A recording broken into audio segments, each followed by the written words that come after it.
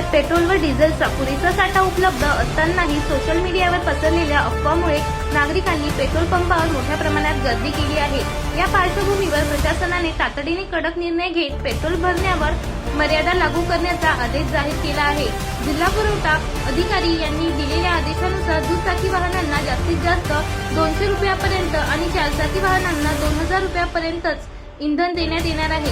तसेच कॅन, बाटल्या किंवा इतर साठवणुकीसाठी इंधन देण्यास पूर्णपणे बंदी घालण्यात आली आहे। प्रशासनाने स्पष्ट केले की अफवांमुळे कृत्रिम टंचाई निर्माण होत असून नागरिकांनी अनावश्यक गर्दी टाळून गरजेपुरतेच इंधन घ्यावे। रुग्णवाहिका आणि अत्यावश्यक सेवांना प्राधान्य।